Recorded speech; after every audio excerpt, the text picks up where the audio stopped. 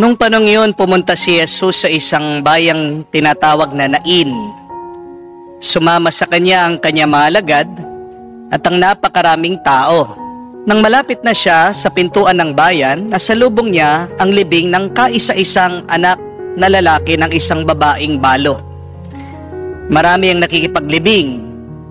Nahabag ang Panginoon nang makita ang ina ng namatay at sinabi sa kanya, "Huwag kang tumangis." Lumapit siya at hinipo ang kinalalagyan ng patay at tumigil naman ang mga may dala nito. Sinabi niya, "Binata, bumangon ka." Naupo ito at nagsalita. At siya'y binigay ni Jesus sa kanyang ina. Sinidlan ng takot ang lahat at sila'y nagpuri sa Diyos. Sabi nila, dumating sa atin ang isang dakilang propeta. Nilingap ng Diyos ang kanyang bayan at kumalat sa buong Judea at sa palibot na lupain ang balitang ito tungkol sa kanya. Mga kapatid, ang mabuting balita ng ating Panginoon. Pinupuri ka namin, Panginoong Jesucristo. Magandang araw po muli sa inyong lahat. Meron pong isang kwento sa simbahan po ng Quiapo. May isang batang maliit, isang pulubi na nagdarasal na nanalangin sa Diyos. Sabi po ng bata, "Panginoon, bigyan niyo naman po ako ng pera, kahit 10 piso lang. Gutom na po ako." Meron pong isang politiko ang napadaan at narinig po niya yung panalangin ng bata. Naawa daw siya at bilib din daw po yung politiko dun sa pananampalataya ng bata sa Diyos. Kaya anong ginawa ng politiko? Dumukot po siya sa kanyang bulsa. 5 piso po ang kanyang nakuha. Inabot po dun sa bata sa pulubi. Sabi, "Bata, narinig na ng Diyos ang panalangin mo. Eto, tanggapin mo ang perang ito. Sige, bili ka na, kain ka na." Kinuha daw po ng bata yung pera, tinignan, 5 piso. At yumuko po daw siya, nanalangin muli sa Diyos. Sabi, "Panginoon, salamat po. Pero sana po sa susunod, wag nyo nang papadaan sa politiko. Nakurakot po eh. 10 piso po yung hinihingi ko, binigay sa akin 5 piso. Mga kapatid, sino bang tinatawag nyo kapag hirap na hirap kayo? Sino bang tumutulong sa inyo kahit na hindi kayo magsalita? Sino ba ang nakakaunawa sa inyo, lalong-lalo na pag meron kayong mahirap na pinagdadaanan sa inyong buhay? Minsan, kahit na ang tugon ng Diyos ay pinapadaan niya sa mga tao, hindi naman perpekto ang mga taong yan. Minsan may dagdag, madalas may bawas yung tulong nila sa atin. Amen? Pero tandaan niyo po ito mga kapatid, Diyos pa rin ang kumikilos sa ating buhay. Sa Ebanghelyo po ngayon, narinig natin ang isang ina, isang biyuda, ang nawala ng kaisa-isahang anak.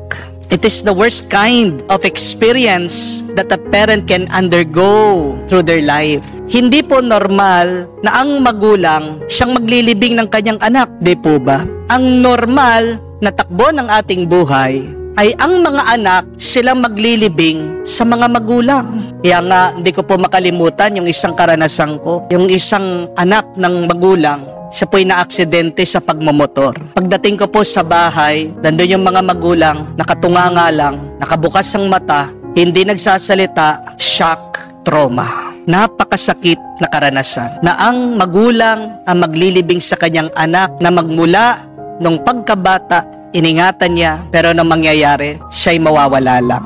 Kaya nga po, para sa ina, sa kwento, dito sa Ebanghelyo, parang tapos na ang lahat. Parang gumuho yung kanyang buhay. Pero ang mabuting balita, dumating si Jesus.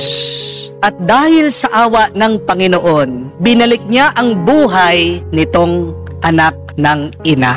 2 things I want you to remember, my dear friends. Whenever you feel you are at the lowest point in your life, first remember, God sees your pain. I will repeat that. God sees your pain. Mga kapatid, isa sa pinakamagandang linya sa ebanghelyong ating narinig ngayong araw ay ito. When the Lord saw her, the grieving mother, His heart went out for her. He was moved with pity from this grieving mother. Hindi lang po nakita ni Jesus yung kabaong. Hindi lang niya nakita yung patay na anak. Nakita niya ang isang malungkot na ina. Isang babae na walang asawa, ngayon nawalan pa ng kaisa-isang anak. Nakita po ni Jesus yung sakit ng ina na hindi nakikita ng ibang tao at hindi lang mata ng Panginoon ang nakakita. Ang puso ng Diyos ay nakadama. That's the God that we worship. We have a God who doesn't just notice your situation, but we have a God that feels your sorrow. Minsan kasi naiisip natin at sinasabi natin sa dasal, hindi po ba? Lord, nakikita mo ba ang aking pinagdadaanan? Panginoon, naiintindihan mo ba ako? Ang dami kong problema.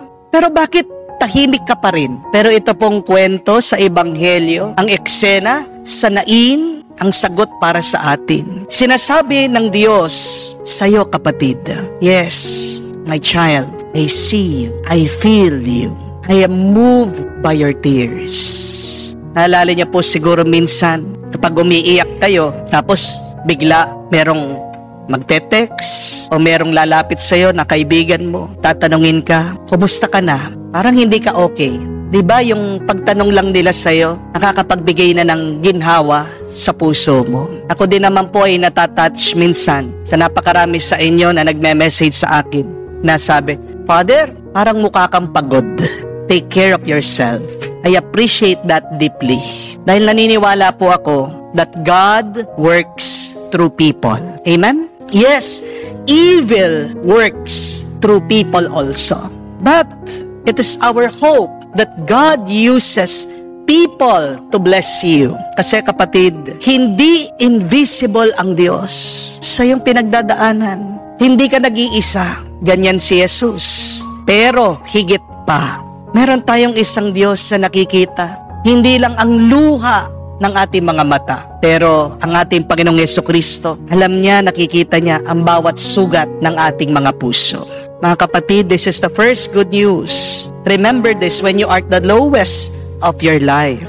God sees your pain. When you feel betrayed by people that you have trusted, when you're praying for healing and the sickness lingers, when you smile at people in public but you cry privately, when you put on a brave face, pero sa loob, basag na basag ka, wasak na wasak ka. God sees all that. And more than that, God's heart goes out to you. Tandaan mo, kapatid, hindi lang nakakakita ang Diyos, kundi mahal ka ng Diyos. At kung mahal ka ng Diyos, anong ibig sabihin? Hindi ka niya papabayaan. At hindi niya papabayaan ang katapusan ng kwento ng buhay mo ay sakit at kabiguan. May hahawak sa'yo, kapatid.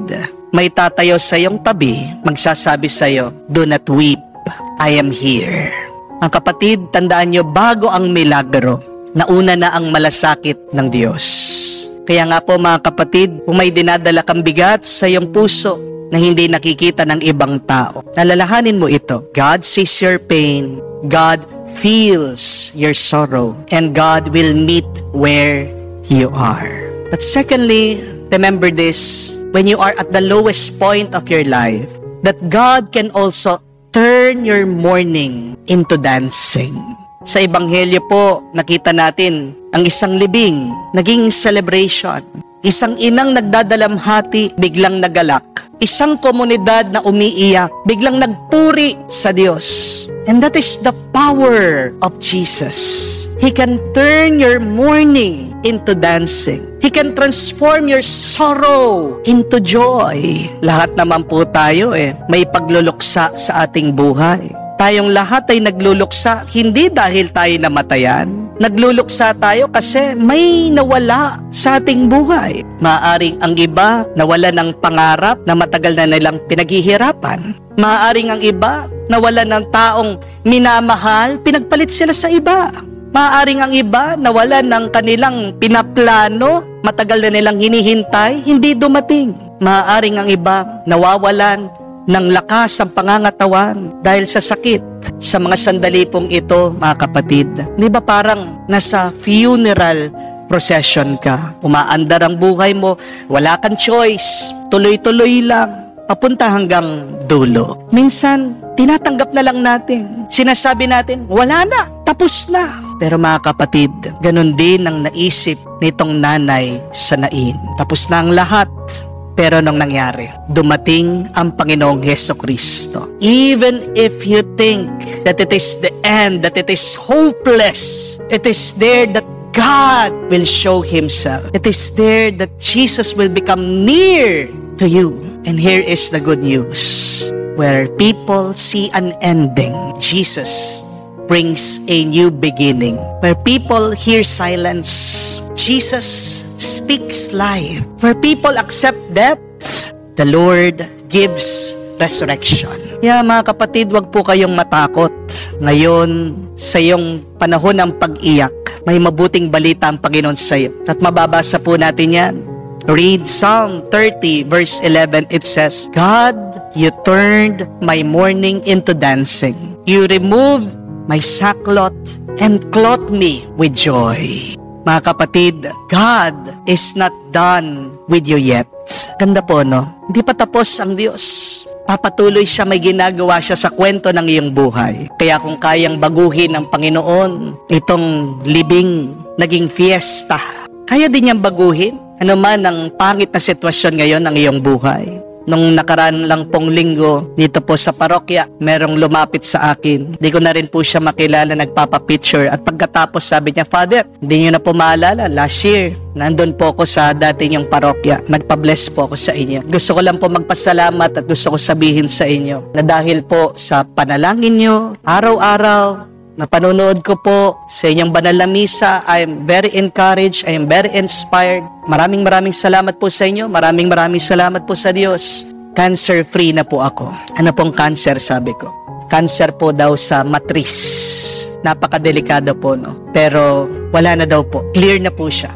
Cancer-free. And I was praying for her. And I praised the Lord. I said, Lord, thank you. You're so good. Sobra-sobra. Di po ba kapag naririnig natin yung salitang cancer, parang gumuguho yung ating buhay. Pag sinabi sa'yo, meron kang cancer, parang katapusan na ng buhay mo. Ang tanong, bakit kaya ang Diyos binigyan pa tayo ng cancer? Pinagmumunihan ko po ito. Binigyan tayo ng isang malubhang sakit ng Diyos. Hindi para parusahan tayo, pero para patunayan sa atin ito, na kahit na ang napaka-imposibleng sakit, kaya niyang gamutin. Ang good news po, Jesus can interrupt what feels irreversible. Jesus can speak life to what is dead. Remember that. Hold on to that. Let it be your hope in your life. Mga kapatid, huwag tayong mawawala ng pag-asa. Kamatatakot sa bawat libing ng iyong pangarap, sa bawat libing ng iyong kaligayahan, sa bawat tila ba katapusan ng iyong kinabukasan. Ang mabuting balita, biglang darating ang ating Panginoong Hesukristo at sasabihin sa iyo, mararamdaman mo, huwag kang iiyak, nandito ako. And I say to you, arise, tumayo ka, tumindig ka, magpatuloy ka. Today, my dear friends, you may be walking with tears, but tomorrow, with Jesus, you could be dancing with joy. Because God is the only one who can take a funeral song and transform it into your love song. Kaya wag mong kalimutan, kapatid, ang dalawang napakagandang mabuting balitang ito. Kapag ikaw ay nasa pinakamababang punto ng iyong buhay, kapag nabibigatan ka na, pag sobrang sakit na ng iyong nararamdaman, first, remember, God sees your pain. But secondly, God can turn your mourning into your dancing. Pasalamat po tayo palagi sa Diyos dahil sa Kanyang pagmamahal. Dahil ito ang nagpapalakas sa atin, hindi lang ngayon, o hindi hanggang sa magpa sa walang hanggan. Amen.